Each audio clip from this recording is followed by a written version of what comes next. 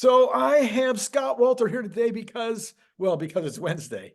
But I'm really glad that he came on Wednesday this week because I have a theory.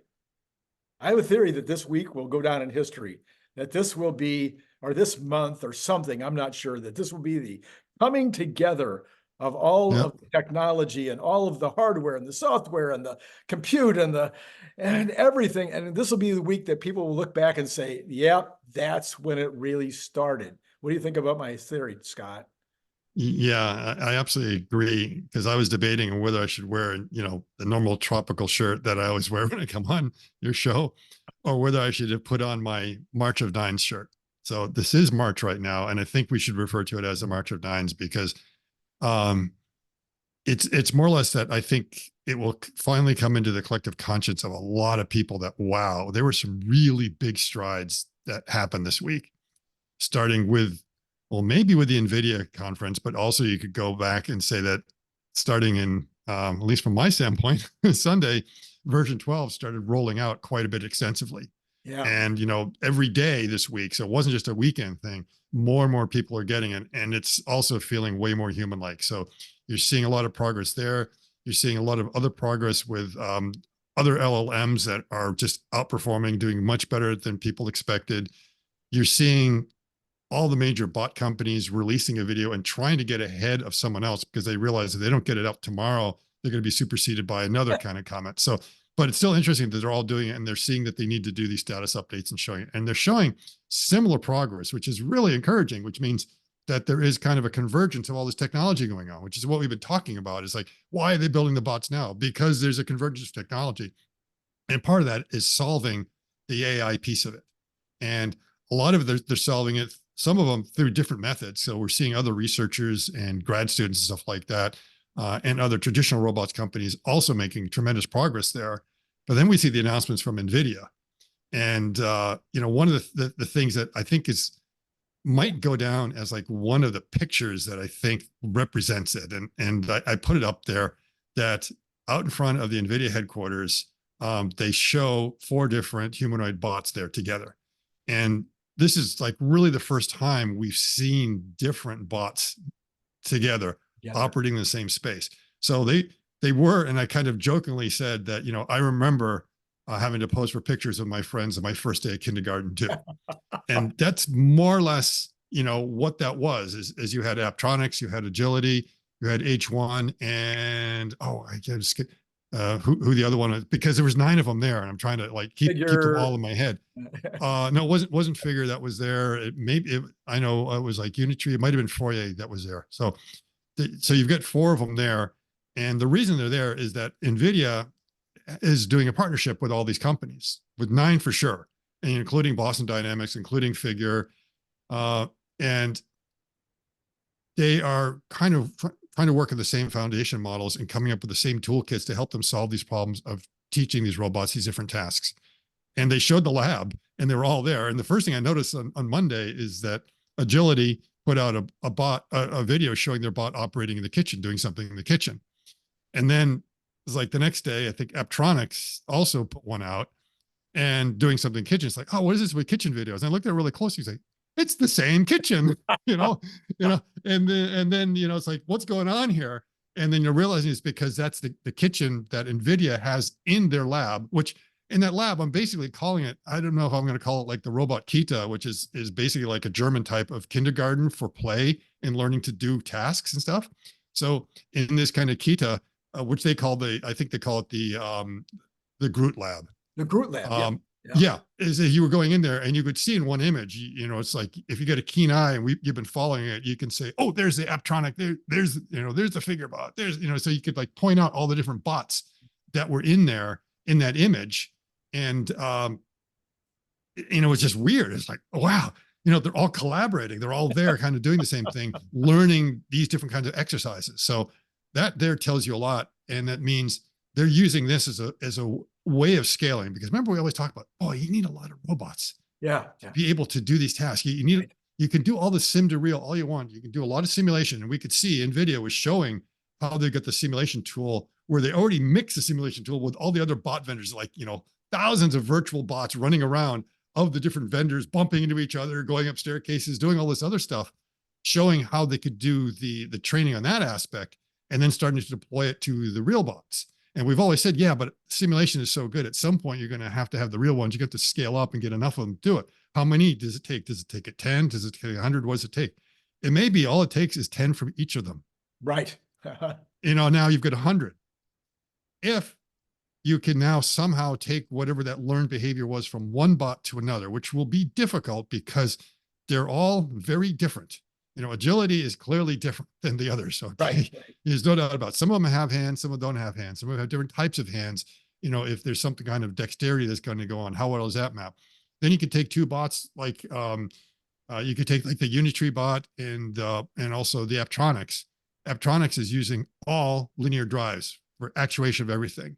And then Unitree is all rotational ones. So they're roughly the same size. When you compare them next to each other, they have the same 4 kind of arms and stuff like that moving around. But because they're actuated very differently, the question is, will the learned behavior of one be able to transfer to the other? Right. Now, speaking of Unitree, they did show today the robot doing a backflip. Okay. That's a non-hydraulically actuated robot doing a backflip. At this point, we thought in order to do parkour, you needed to be Boston Dynamics Atlas. Okay, so what we're going to see here is that we have a real humanoid bot doing the flip. And I love the way it shakes its head like it's almost giving this, it's like, yeah, I nailed it. So if we look at the simulation, we'll see how perfect the simulation is. I mean, it sticks the landing every time. The real bot does not. When we noticed the real bot was doing it, the real bot was like kind of undershooting a little bit and hitting with its toes, yet it's still able to recover, which in many ways is even more remarkable that it knew what to do. Yeah. Yeah. So from the simulation, you can only get so far.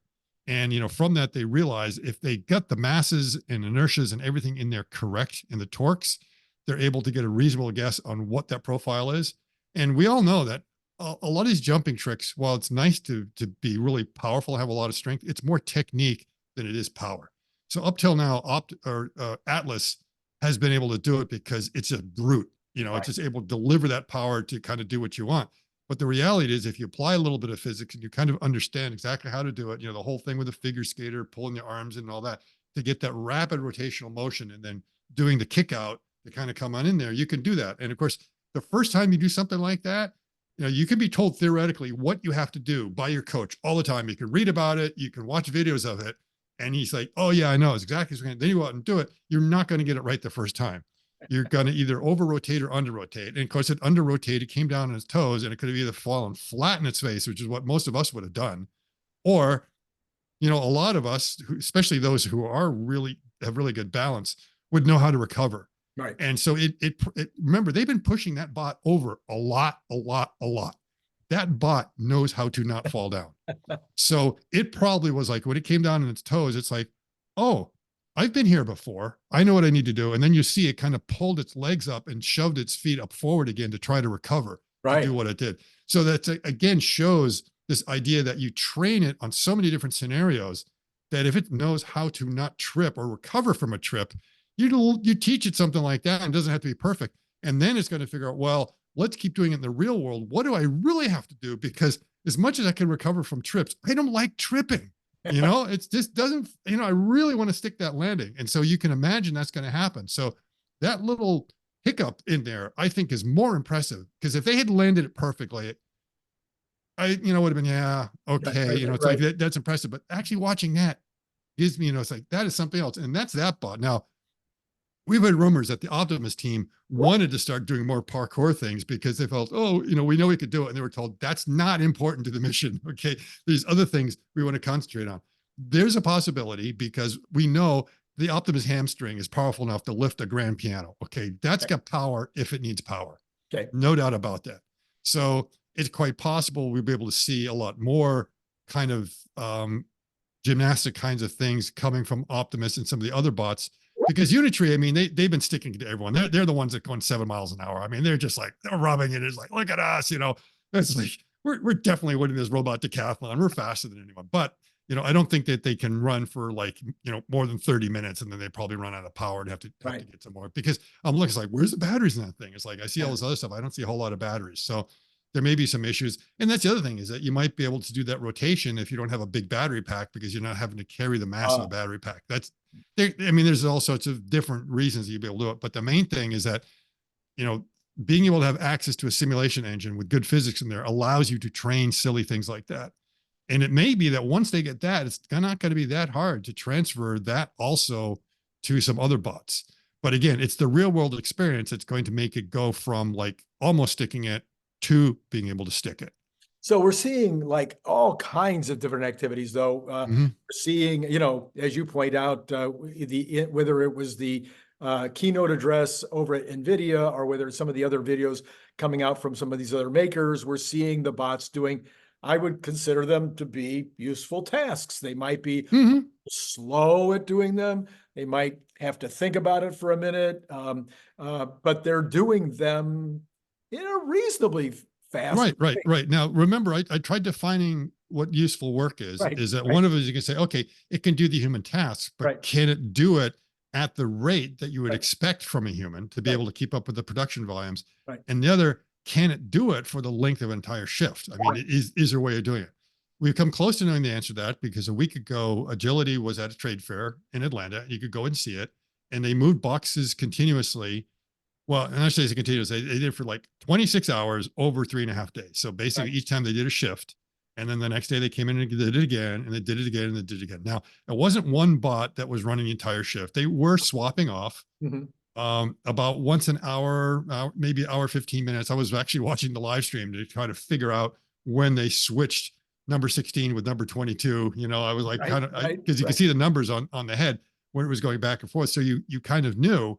But still, it's impressive that it was running without a problem for an hour. And I think they can run close to 3 hours if they have to, if I read that right. But with a quick charge. So that's what we've been talking about. It's like, you know, just with a quick break, you go ahead and be able to swap them out. So we know the idea of having them run for a long period of time is possible. I think they said they did over 30 miles of walking over that day combined. And then somewhere is like the number of pallets that they moved around and the amount of mass that was moved. And, you know, that's a type of useful work that you see in a lot of places. And then the other tasks we saw is like, okay, they're doing okay in the kitchen, but they're not ready for the kitchen. But that wasn't the point. The point was sort of showing that we can start teaching them these different tasks. And then, you know, then of course we had the figure video, which was very impressive last week that we didn't talk about. Remember? Because I wasn't available on Wednesday. It was It happened right after. Remember, I was complaining, slow news week. Hey, Andy here. So what are we going to do? And then suddenly it's like right after that, it comes out, and then it's just, that was remarkable. Now, absolutely. And just to remind everyone, I mean, that was actually conversing with the figure bot to do a couple of kind of vague tasks based on what was in front of the bot. And so it demonstrated a lot of things. One is the language interface. Not only could you speak to the bot in vague terms and it would interpret kind of what it is that you wanted to do, it would also reply. So the main thing is that one of the engineers asked the bot to describe the scene. And so it looked around and it described the scene is that there was a plate down there. There was an apple. You could see where he was. His hand was on the table, stuff like that. Gave a description. And for a lot of people, it's like, wow, that's, you know, they were freaking out. They're just like, well, we should expect that, because I think Gemini is already doing that. OpenAI, can already put a picture in there of a scene and ask it to describe it. So this is something they fundamentally have been doing. All the AI is out there. It's a tool that if you want to, you can start to plug it in. So, you know, what Figure has done is shown that they're probably better at integrating these tools or have access to the tools from OpenAI than others. And so they get that in there. So you do get that description, says what's going on. And then he does a very vague question, also a vague question that Agility accomplished a few months ago. In this case, he said, I want something, give me something to eat. Didn't specifically ask for the apple, just give me something to eat. And then so from that point, and then you could see it processing, going out to the cloud to kind of assess what was going on, to say, oh, the only edible item here is that, and then handed that back to the engineer. Agility showed something similar with their pick up the box that's the color of Darth Vader's lightsaber. Okay, so cultural reference, figured out that you meant the red box. The thing there is they had to type it in. They didn't have so it's like, okay, they're already incorporating LLMs at some level. But then the next thing where everyone thought was, they weren't so sure if it's like at this stage or something like that is when it was then asked to do a particular task and then explain why it did the previous task. Why did you hand me the apple? Right. And by the way, pick up this trash Right. while you're explaining that to me.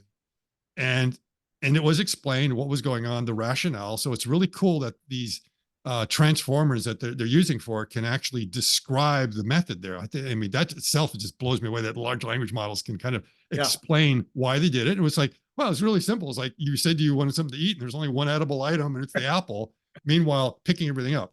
But then when you looked at it, the motion of the bot was just so smooth and natural. It just really, it did not stop along the way or be any interruption. So it was very close to human speed and human type of movement. So the dexterity was impressive. The other thing I noticed was when, and nobody talked about this, was when he was given the trash to pick up, or the trash was put in front of him to pick up. And then the basket was just laying there. He pulled the basket in. Yeah. He knew. He put the stuff back in the basket. That was not part of the instruction. He just said, pick up the trash. Pick up the trash. He exactly. Said, put it back in the basket, but he put it back in the basket and then pushed the basket back to the engineer. I thought those were like. But did you also notice how it dropped the trash in? Yeah, just drop. I mean, most of the robots, when they do it, they kind of go over, they kind of slowly go over, or they might go down and drop it. It just kind of went in and just nonchalantly just dropped it in. Yeah. It was like exactly the way a human would do it, not going down, not say, oop, it's got to get in here, just like toss it in there. So those little actions too, again, if you looked at it, it's like, wow, the little nuance that was there. The one thing I was joking is like, well, I'm glad I didn't do it, because if I asked it to pick up the trash, it probably would have come over and picked me up and thrown me in the bin. So it's like, whew, be careful what you say, because you never know how those things will be interpreted. So in the meantime, we've got all this stuff coming out with the robots. And then all of a sudden, as you point out, on Sunday night, you get your FSD 12.3. I don't have mine yet. I don't know what's going on. But anyway, you get yours. If it doesn't, I got it before John Gibbs, and believe me, I kept rubbing it in as long as I could. I'm sure. I got a good 16 hours out of it, I think. And then everybody starts reporting on 12.3. And yes, everybody's saying, oh, it's much smoother and it's more human-like and it works better. And it's not, it's, a lot of the problems that it had in the past were solved, and it does U-turns and great on, all the good news. But the thing that was kind of reminiscent of what's happening with the bots is they were talking about where the cars seem to think its way out of problems. That's what struck me out of what I've been listening to so far. What about you? Yeah, sort of the same thing. And I think just before we go, just to kind of finish up on the figure, is that in the end, the language that was being used as the bot was communicating, it spoke very naturally. Very naturally.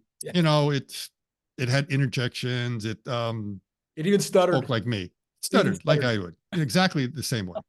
So, and that a lot of people picked it up and saying it's got to be fake because of that. And it's like, okay, if you have issues, if you don't want to believe that this is real or not, that's not going to be the one. I mean, that you want to stake your entire case on, because very quickly it's debunked by the fact that these larger language models have been able to do stuttering and interjections for quite a while. So there are phone apps you can go in there and ask it to describe a scene, and it just sounds so human-like. It's unbelievable. So there's absolutely nothing in that video that I would say was like, oh, that's not real, or they faked it or something like that, because the AI could do all those things. Sure. All those things are already available, which means Figure has been very good at integrating all that stuff. They didn't invent all that stuff. That's out there. You've been able to, grad students, in fact, actually, I had a student that we hired at Visual Components back in like 2018 or something like that. And her master's project at Wayne State University was to do this like little thing of showing an assistant nurse for surgery.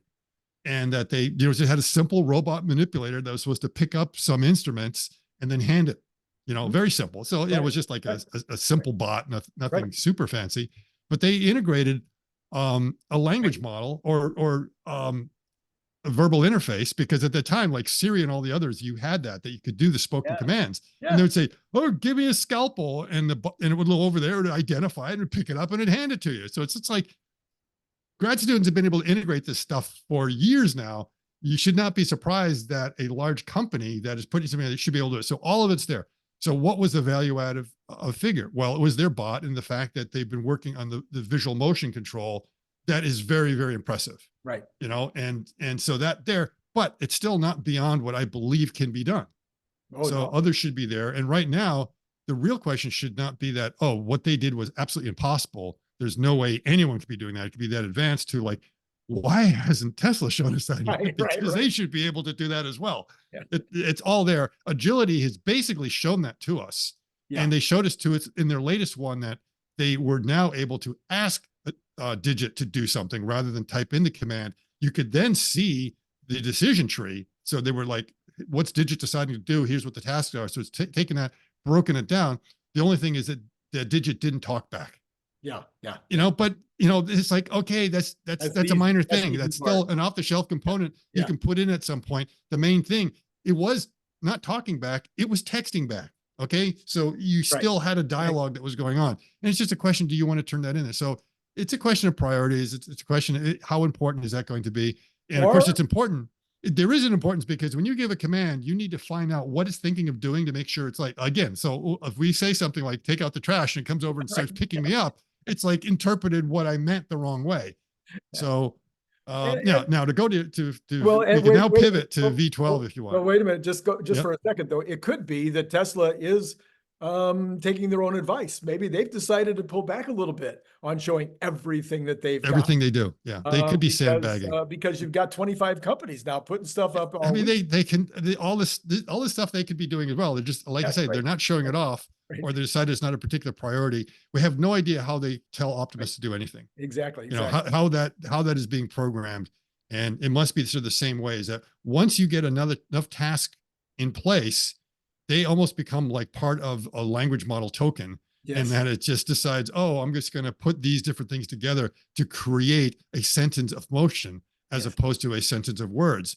And all you need to do is put enough of it in there, and it's got an action lookup table that is based on the large language model, and it just smoothly does everything. So this is what we're seeing. And this is why March is definitely going to go down as like what I say, the March of Nines and the year of the, I think Jim Fan said, 2024 is going to be known as the year of the humanoid bot. Right. And I joked with Herbert, says, oh, it's no longer the year of the dragon. It's that's what it is. So that's what it's kind of turned into. No, okay. So let's now move into FSD and why those two things are really convergence and really similar. Oh, I mean, yeah, it's again, everyone sort of wonders like, wow, Tesla doesn't have that advantage. They're not working with Nvidia and what they're doing. It's like, it's because they don't have to, because for nearly a decade now, they've been learning how to take video to turn that into actions. And now, they're finally doing also the end-to-end thing, but they already know how to bring in video and use that to make a bot make decisions. And that's, version 12.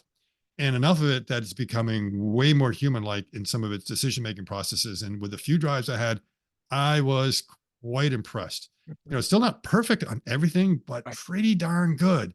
Especially the way it goes around pedestrians. It used to be V11 would just freak out if there was anything that looked like its trajectory was going to pass, even though it was just like someone like coming out to walk onto the sidewalk, but because they were perpendicular to the road at that instant and weren't there, it was like, oh my God, the pedestrian's going to run in the street. It's like, no, the pedestrian's just walking out of his front door, walking onto the sidewalk, or the same with the cyclists. Right. To the point that it was really uncanny that one of the first tests I did, it was like pretty busy and everything else. And like a lot of traffic is frustrated. And suddenly this one car had an opportunity to cross the street. It had been like a lot. I was on 2 lanes of traffic and there was a lot. And then suddenly he had his brake to go and he just shot across.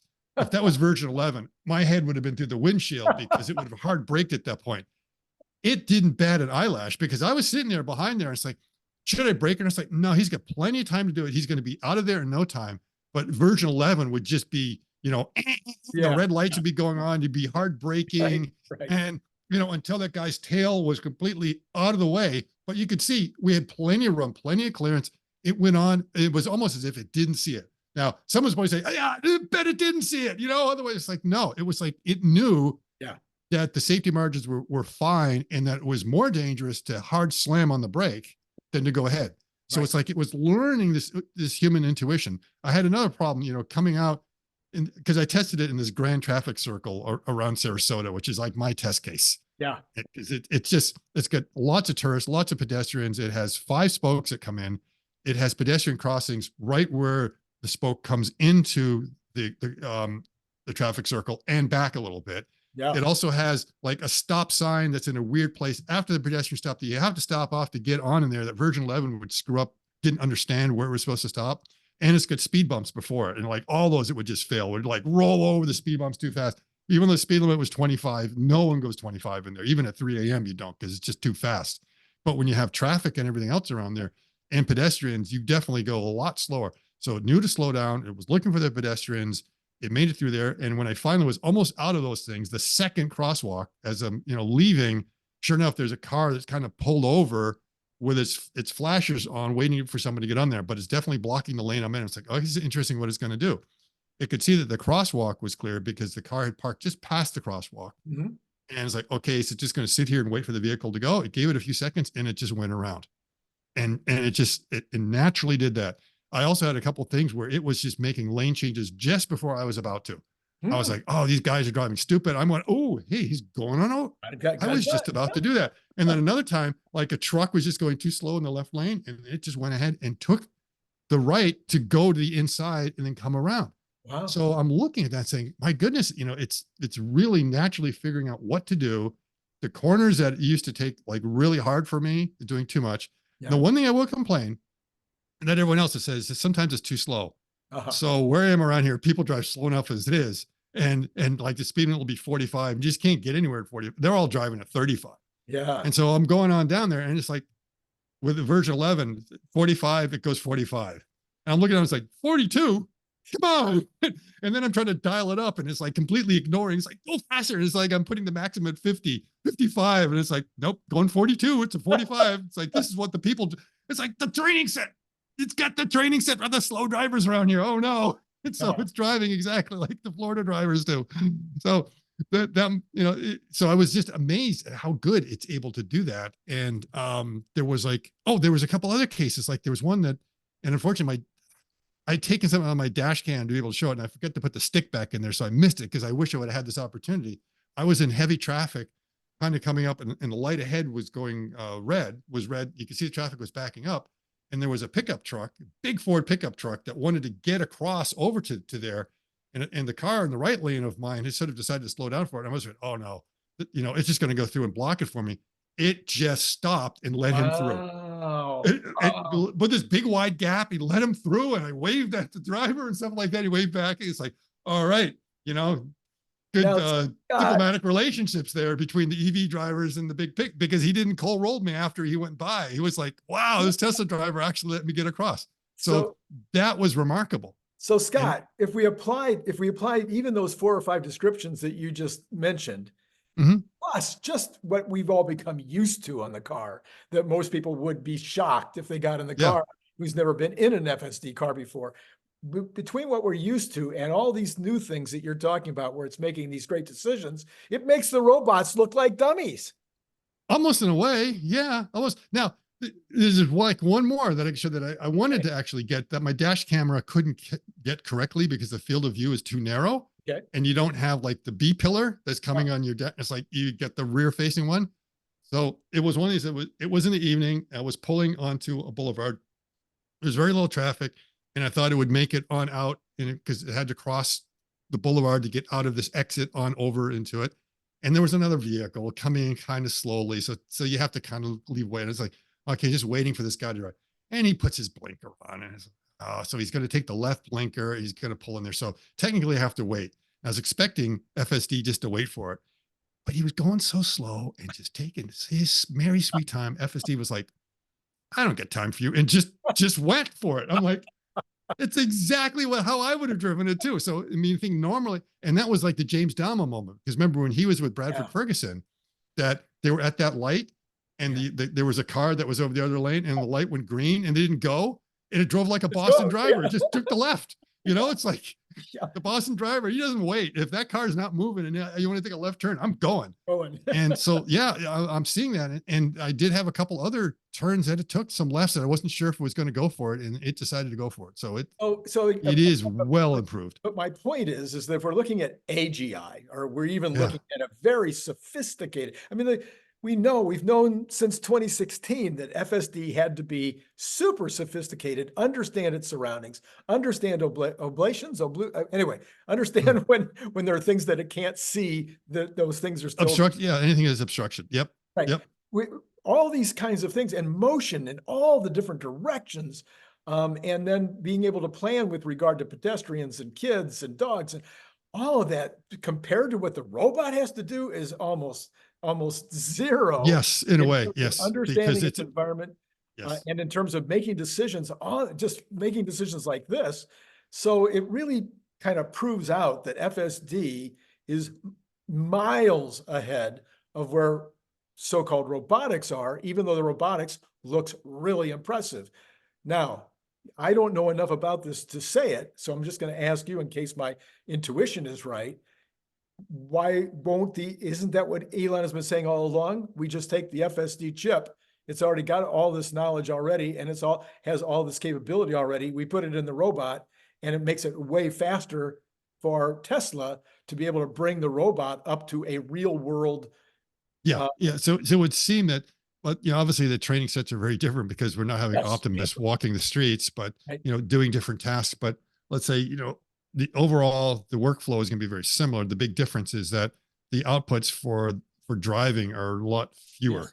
Yes. It's basically push accelerator or push brake, or, so you get those inputs there, and what you're supposed to do with the steering wheel, and that's it. You don't have 28 Right. structural actuators and the fingers and all those other things that you're trying to move at the same time. Yeah, there's a few other inputs and outputs, like turn the wipers on or off, blinker on or off. But those are minor compared to the other things that you have to do. However, it's showing that the end to end is working so well, and that's why everyone else is getting the end to end. It's photons in, actions out. That's just how it's going to be from now on. There's no more heuristic code. Version, what is it? Software 2.0 is definitely here right now. It's going to be moving very, very fast, and I really think that a lot of times you never realize that the revolution started until later on. Right. And then the historians come back and say, oh, it was that day. It's like, I'm pretty sure that, in April 1775, Lexington and Concord, that was like supposedly the start of the American Revolution. At that time, they did not realize they had just started a revolution, and it was like, after, maybe within a few months or 6 months later, they realized, oh, okay, I think that's when we went too far. That's now the British are really mad at us, and you really had the deployments. But again, it's like a lot of times you don't know that. And so it may be that this is going to be very clear by the end of the year, that they will look back and then just say, yeah, March was probably it. March, because a lot of times it was March 16th, by the way. That was the day. That's the day that we're going to remember forever. March 16th or March 18th? March 16th. Monday was March 8th. Oh, yeah, but March 16th. 16th, March 16th was my birthday. And that was the day. Congratulations. They started rolling it out on March 16th. That's when they said, okay. So we can go with that. You don't want to go with the 7th. So St. Uro's Day as opposed to St. Patrick's Day. All right. And then, yeah. So it's, yeah, definitely. I mean, March has been a lot of big accomplishments. Obviously you throw in the Starship at the same time. That's another remarkable kind of thing that we sort of forget about that. And remember, in many ways, perception is reality. Yeah.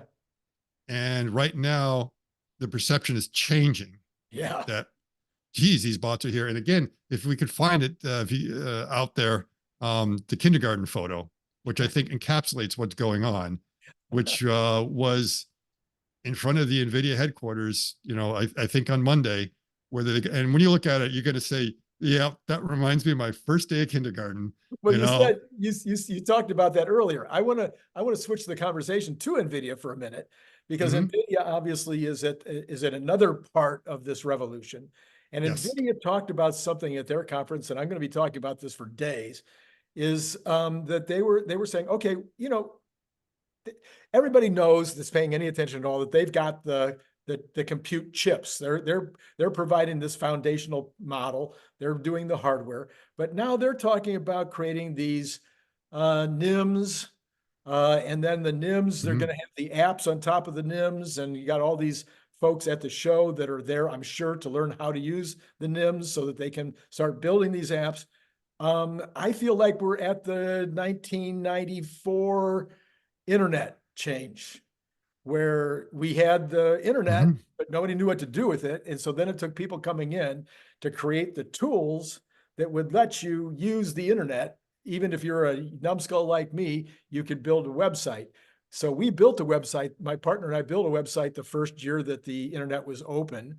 But then, it was probably 10 years later before they started making website builders that actually Exactly. Websites to build websites. So right. back in the mid 90s, there was a lot of people who were the web creators or web builders, just the programmers, and you would see ads. I remember driving home and seeing, web programmer needed, and then someone Right. else like, hey, I'm a web programmer, and then people going to community college to figure out how to actually create websites. So all these businesses, they didn't know how to do it, and they had to hire it. And then what was it? Is it like what's it called? Not Foursquare, Square D, not Square D or something, but GoDaddy. it, well, GoDaddy it's not GoDaddy's getting the website, but you have the ones for the website builders builders. Yeah. that are out there. I can't remember. There's Square something that you can go in and basically say that this is, you more or less lay it out very easily without having to actually program in Right. HTML, because that was Right. the thing, Right. is to get them to working is we're programming more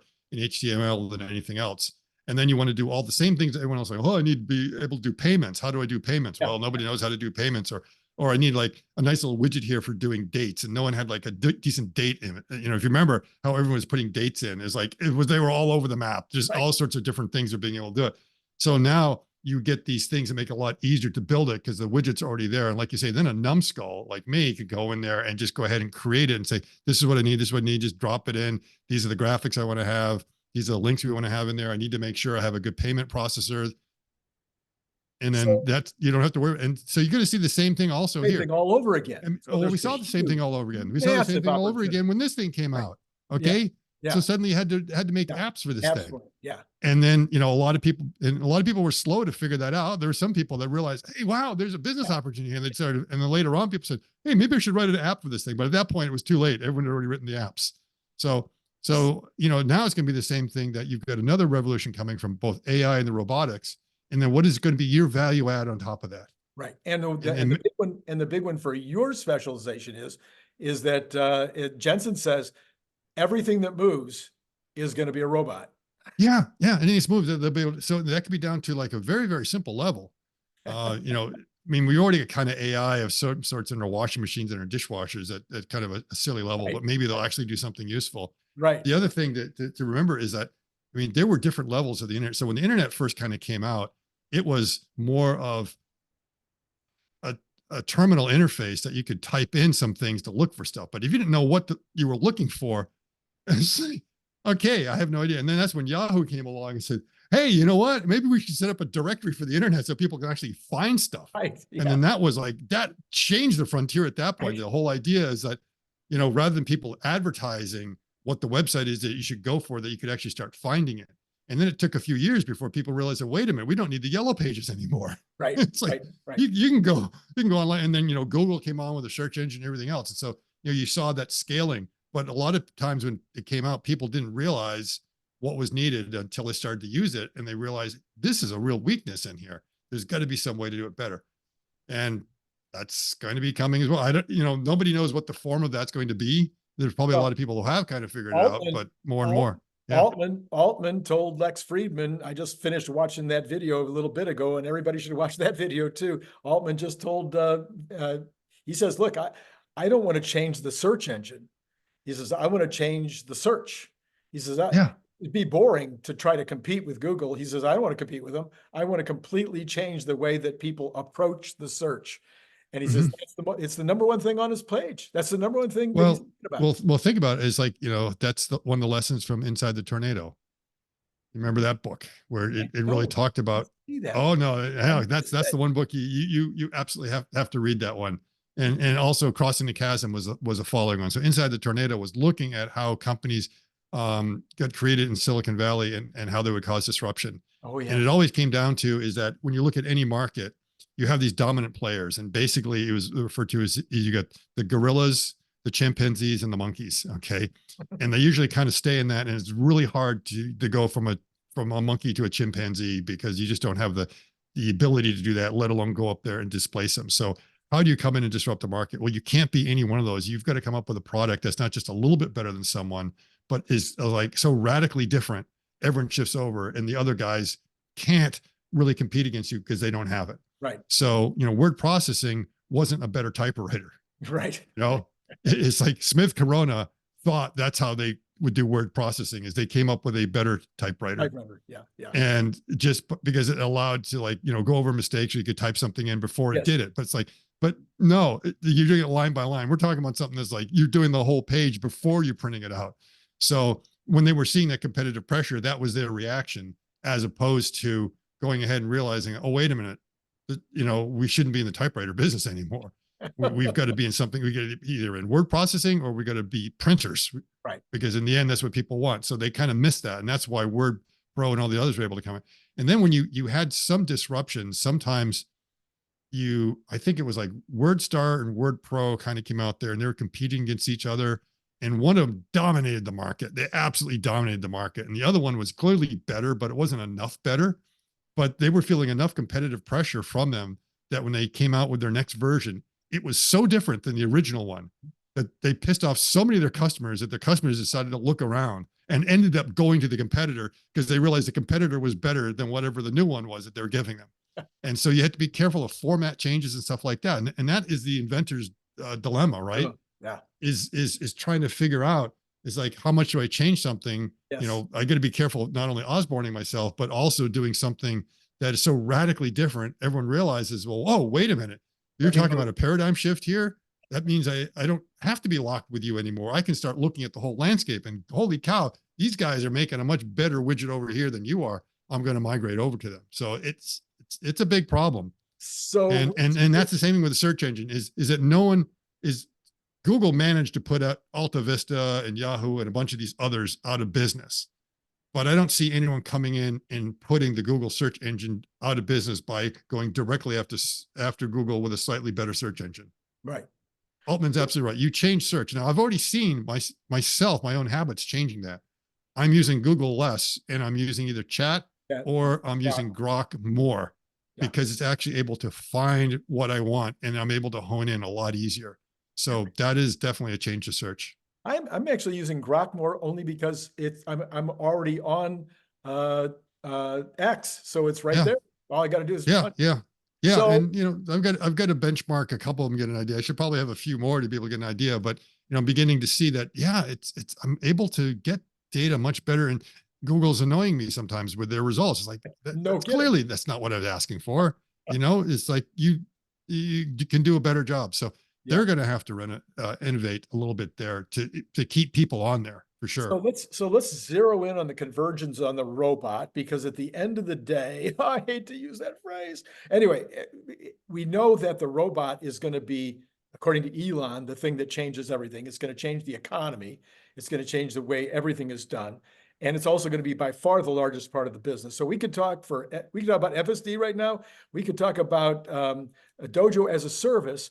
But to me, it all comes back to the bot, and maybe multiple iterations of the bot, maybe in various different forms. But if we stay with the humanoid for the moment, are we at the point where, I mean, you and I have believed in it since minute one, but are we at the point now where it's going to be hard for the average individual that's paying any attention to technology at all to dismiss the bot, that the robots are coming, and it's time to start planning for them. It's time to start investing in them. It's time to start making sure that if you have interest in this category at all, you better be paying attention on a almost minute by minute basis if you want to keep up. Yeah. And at the end of the day, it is about the bots. Otherwise it will end your day. Yeah, absolutely. I mean, at this point, it's really hard to think that Wall Street and others can be as dismissive of as they kind of have. And I think a lot of it is that I understand there's this constant stigma about talking about it, because it just seems so fantastical and science fiction that, no, this can't be serious. But you begin to see how Nvidia is really partnering with them. Nvidia is like the darling of Wall Street right now. Yeah. That was a 2 hour keynote, but I think the big takeaway from the keynote was just the bots. I mean, that's the headline that everyone's looking at. That's going to be a thing that's waking everyone up. And you've also seen that that's where a lot of the money has been going Yeah. into these bots. In China, a lot of money has been going in there. In the Middle East, a lot of money is being invested in also bot startups. Right. Quietly, not as much as everyone is aware, but that's going on. We're also seeing in the US, Silicon Valley, that's where everyone is sort of looking at who's going to be kind of the next unicorn there. And what you probably will see is, I bet you'll see a plethora of new companies come up out of nowhere. They haven't heard it, because we're seeing them every day. I think the other day there was like also a company up in Alberta, Saskatchewan. You know, I can actually pronounce that province. I mean, it's like, how many people are aware of that in a company up there that is working on it? Because there's a lot of motivation. There's a lot of people that really think they can do it. And now they realize if they can team up with Nvidia, then they probably have a chance. So that means way more companies can actually do this, because one of those barriers to entry was just knocked way, way, way, way down. And now it's just like, if you can come up with better mechanics. Now, we are going to see a lot of different form factors. And when I talk about the form factors, I don't necessarily mean we're going to see like spiders or, arachnids or just weird shapes. We will see a couple, which will be like a robot dog and the humanoid. And the reason is that, the humanoid form, simple explanation, is because the world was designed for humans by humans. Right. So everything that we interact with is designed to be able to work with us, and other kind of form factors will not be able to operate with it quite as well. So that's why you don't want to make them really big. You don't want to make them small. Why you want to have four hands. Why, there's lots of reasons why walking is better than being wheeled. You can go on and on and on. But I will say, the world was designed by humans, for humans, and cats and dogs. Okay. For our pets. Okay. So in many ways, our houses are kind of designed around these other form factors we can use. So you will see some of them that will be coming around, because they will be useful for certain applications. So that's why you're seeing a lot of the robot dogs, because it turns out they're really quite useful, search and rescue, and a variety of different things. That's going to be the form factor you're going to want for that. Yeah. And then I think we can go with a Star Wars analogy, that whenever you saw these different bots in Star Wars, there were a lot of different form factors. Yeah. A lot of them were humanoid, but they were different type of humanoid depending upon kind of the task they were supposed to do. So a lot of them were more like Optimus, because they were working in the salt mines kind of thing. They were just doing something that was just like, because remember, every time C-3PO would wake up somewhere, he'd be surrounded by these things like, oh my God. Oh. It's like, I don't want to be here. But, C-3PO is way more like the android. It's the bot that we expect at home. Sure. So I haven't had a chance to fully look at it, but there's a company in Poland that's just taking like a cool approach at the humanoid. They're still doing it a little bit with hydraulics, but their hands is like really human-like, and they're trying to do this throughout the whole body. Oh yeah. So that when the body is like, all the actuation is being done through things in the torso, through these things that are emulating the human muscle groups. Now it's going to be really expensive and a real challenge to get up there, and it's going to be something else to teach this thing. Yeah. Okay. There's no doubt about it. I'm not saying that that's the way to go right now, but it is should be an active area of research, because I'm convinced that when we get to the 2030s, that's going to be more like the humanoid form that we're going to see. It's going to be way more like the human body than a mechanical body. And that's the one that's going to be coming in the homes. It's not going to be Optimus. Now, does that mean Optimus is obsolete? No. I think some derivatives, some things very similar to it are going to be in the factory, because that's perfect. Because the idea of the factory is not to have $100,000 bot. Right. The idea is to have one that you can produce for under $10,000, and lots of them doing all these things, and it doesn't have to be any better than it needs to be. That's it. Right. But the one that's going to be coming in the home, people are going to be expecting it to be a little bit different, and to be able to have these other kind of capabilities. So when you start talking about the evolution of the bots, I think what you're going to see is you're going to see kind of evolution on how they are mechanically driven, the kinds of shoulder joints that are going to have, the actuation, all those different things. But it doesn't mean that there's going to be 10-foot bots and there's going to be 2-foot bots. No, they're basically all going to be about the same size, somewhere between 5'9" and 6 feet, or maybe 5'6", somewhere in there, depending upon what size people are comfortable with having around their houses. The perfect height.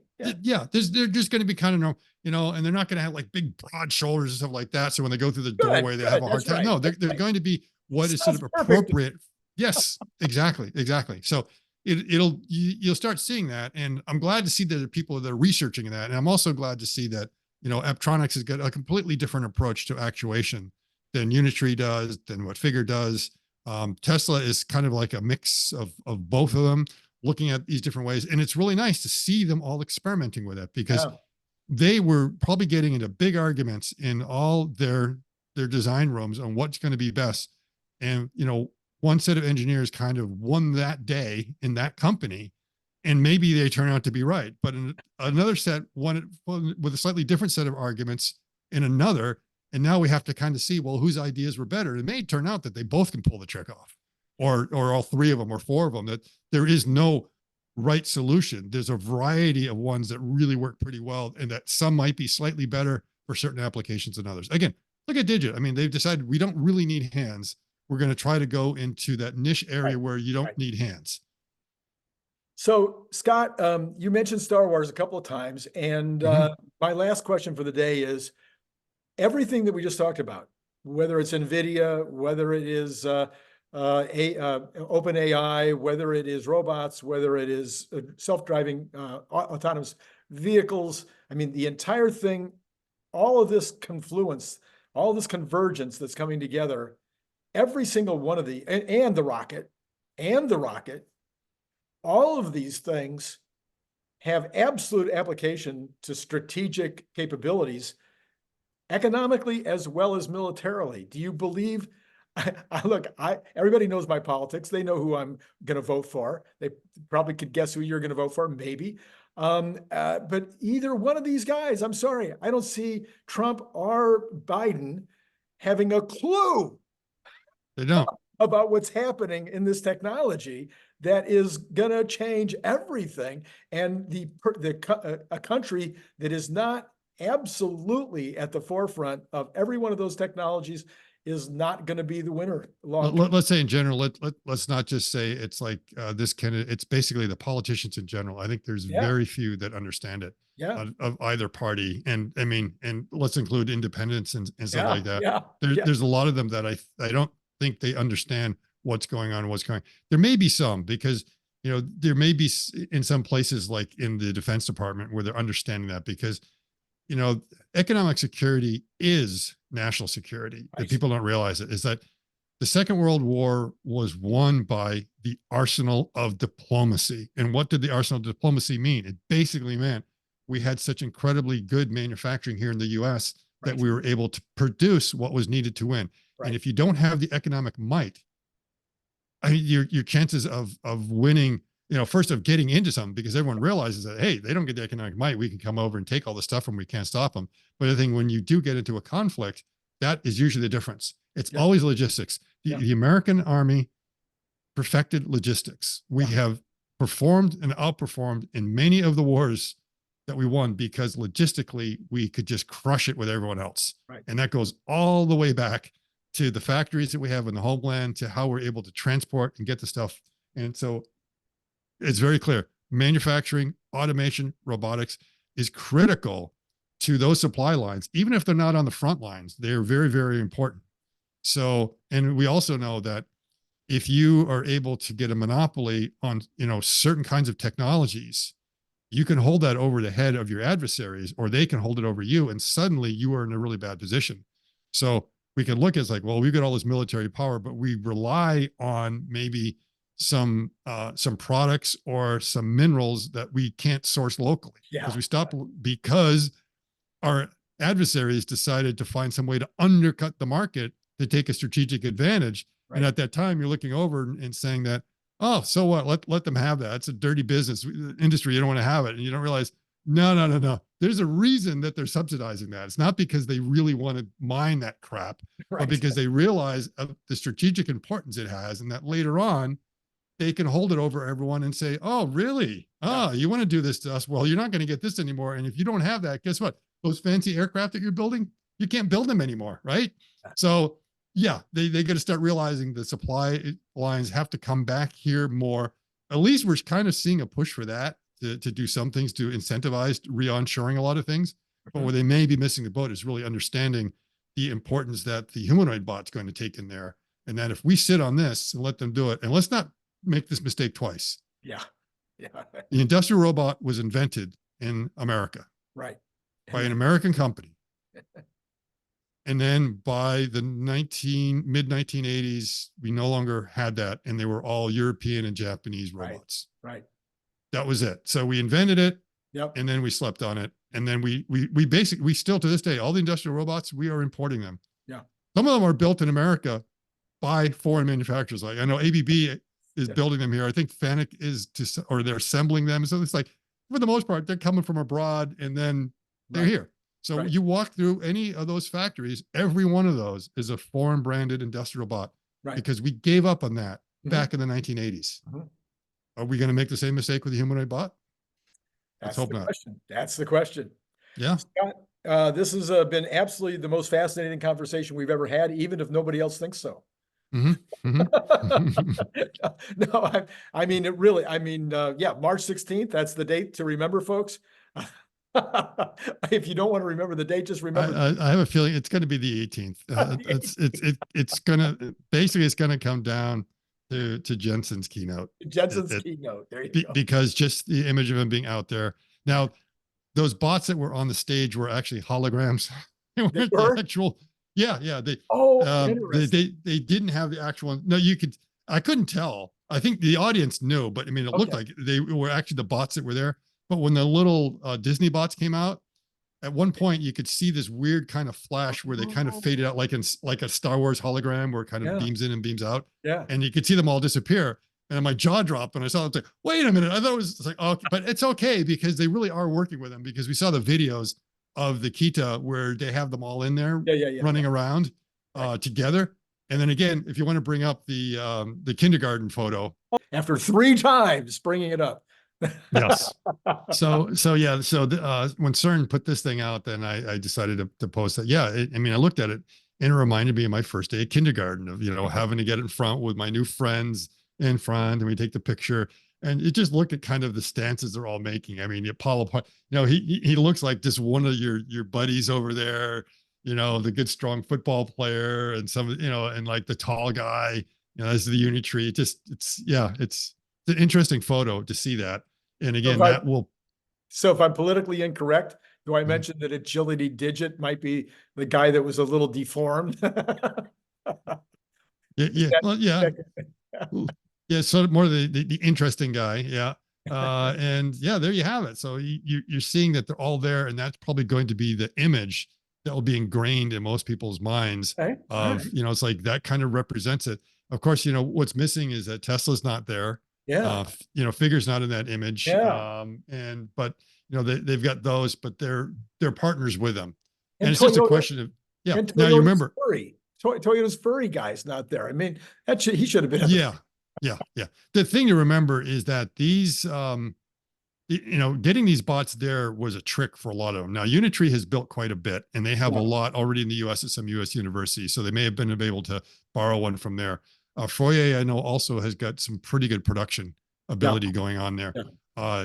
Digit, they've been producing quite a bit for a number of years, so they already have dozens of these things. They had 4 at the trade show. As a matter of fact, this I think is number 22 when I saw one of them and saw that. So it's the one that was in Atlanta. So they flew it from Atlanta straight on up to here.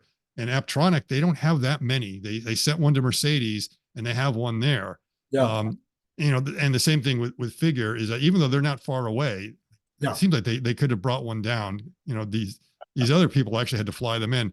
They've already got their hands busy with BMW and, the work they're doing. So it was probably like, we just can't spare it. We don't have a dozen that we can actually send one right now. Exactly. Apptronic for them was very important because I don't think they have a large number. So this might be, they might have less than half a dozen. And so that, they had to, it's like, okay, we're going to send one over there, which means we're not doing any research on it. Or are we? Because they were at that lab. So it was probably very important for them to be there for other reasons. They get something out of it more than just a picture. Sure. Well, Scott, absolutely amazing. It's can't wait to see what happens this week. After last week, what's going to happen this week? Holy mackerel! What a difference 7 days can make. And so, as always, thank you for coming on board and participating here on my channel. And Yeah, until next Wednesday, we'll see what the week brings. It's been great. Thank you so much. Okay. Yep. Talk to you later. All right, and to all of you out there, it's been great talking to you.